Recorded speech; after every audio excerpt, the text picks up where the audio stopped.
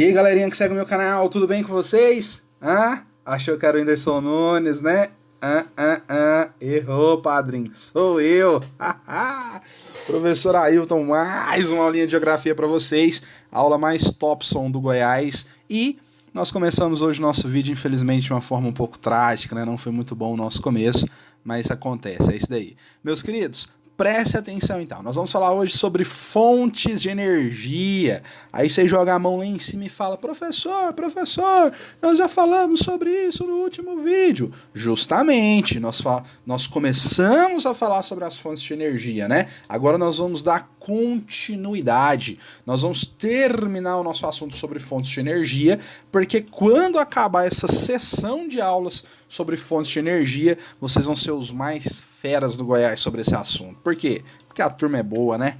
Essa turma é a top de linhas. Queridão, se tá vazando no fundo aí uma britadeira, vocês vão me desculpando, mas é porque tá rolando uma reforma aqui nos apartamentos próximos, aqui onde eu moro, e aí a galera tá com a britadeira, tá com os trem doido aqui, rapaz. E eu já tentei fechar a janela, fechar a porta, mas não sei se deu certo, não sei se eu consegui abafar o som. Então, se tá vazando aí um sonzinho de reforma, me desculpem, mas são coisas do home office. Meus brothers, então veja bem, na última aula a gente trocou uma ideia sobre as fontes de energia, e aí ficou muito claro para vocês que a partir de quando a nossa sociedade passa a ser uma sociedade urbano-industrial, a nossa demanda por fontes de energia cresce significativamente.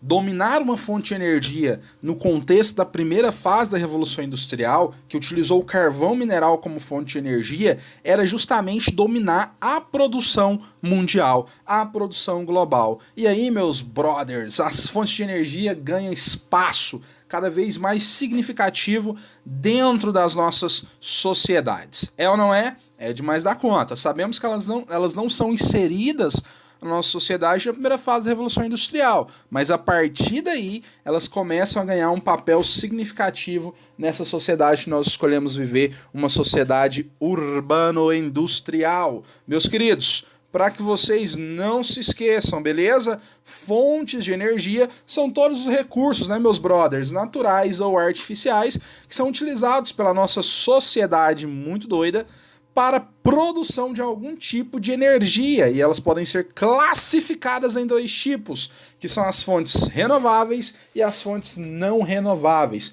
E é sobre isso que nós vamos discutir essa aula, sobre as fontes de energia renováveis e sobre as fontes de energia não renováveis. Então, aperta o cinto, vamos embora nessa aula aqui, vamos embora nessa parada, que esse assunto é muito top, muito top. Meus brothers, veja bem, se liga aí.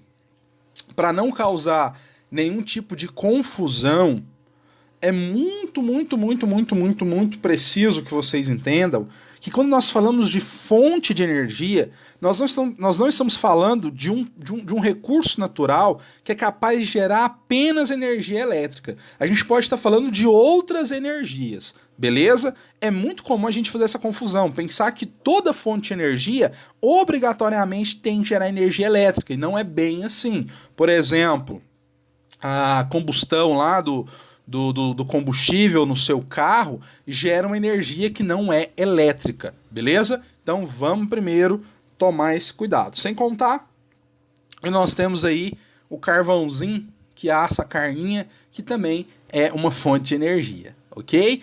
Meus brothers, então se liguem.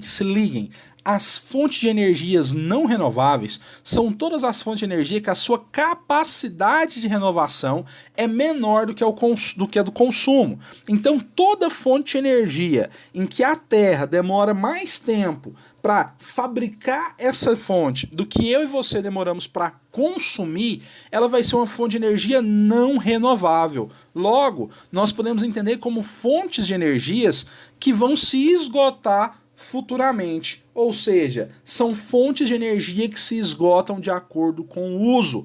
Quanto maior o uso, mais cedo elas vão se esgotar. Quanto menor for o uso, né, quanto menor for o uso dessas fontes, elas vão durar por mais tempo. Mas de uma forma geral, o que nós sabemos é que a Terra não tem capacidade de produzir essas fontes na mesma capacidade que nós consumimos. Ainda que a gente passe muitos anos sem consumir uma dessas fontes de energia, provavelmente a Terra ainda não vai conseguir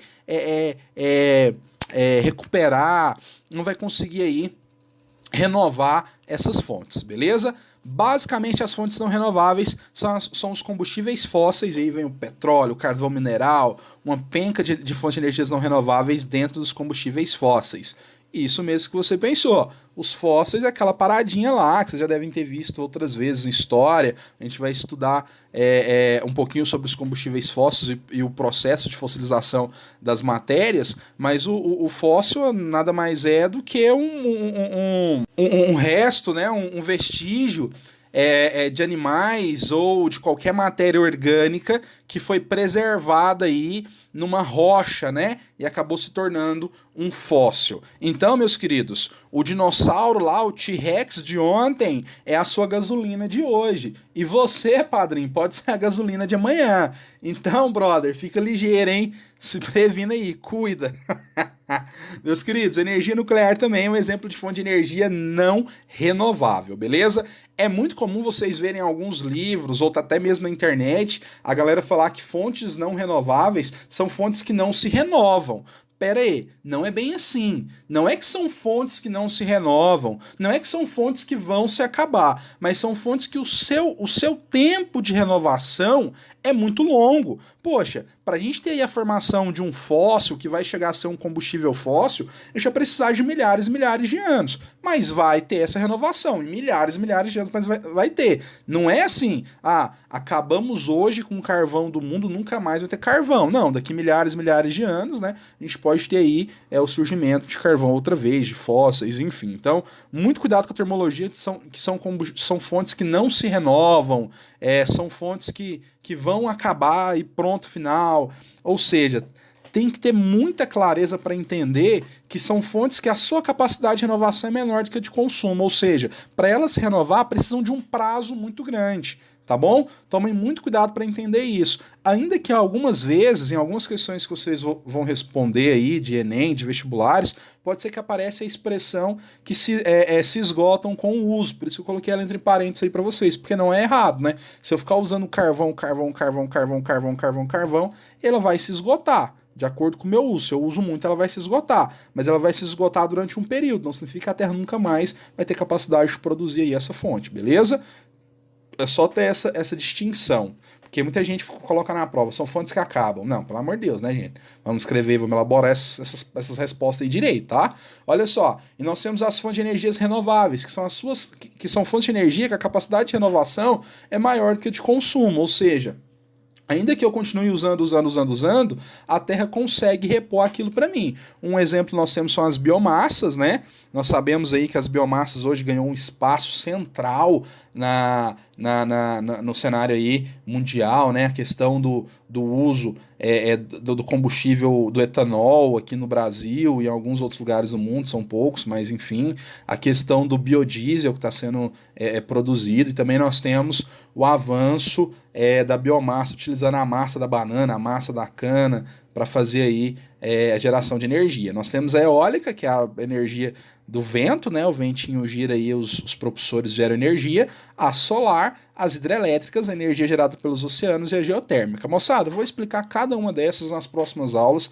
Não se assustem, fiquem tranquilos. O nosso vídeo não ficar muito longo, beleza? Nas próximas aulas eu vou explicar cada uma dessas e a gente vai trabalhar as suas potencialidades. Eu só queria chamar a atenção aqui para a energia hidrelétrica, que é feita através das águas dos rios, né? A movimentação aí das águas dos rios que gera energia hidrelétrica. Brother, muito cuidado com essa fonte de energia.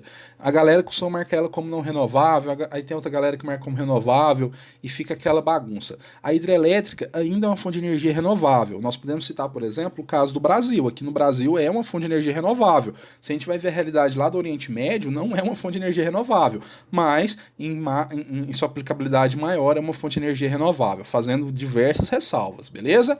Queridão, geotérmica é energia produzida através do calor do interior da Terra, dos oceanos é pelo movimento das marés, a solar é pela luz do Sol captadas pelas placas fotovoltaicas, né? E aí por isso que eu falo que são energias renováveis, porque, por exemplo, você põe uma placa fotovoltaica lá no teto da sua casa, e aí ela está captando energia solar. Aquela energia solar que ela captou, velho. O sol não pega de volta, a tua estrutura não pega de volta, foi captada.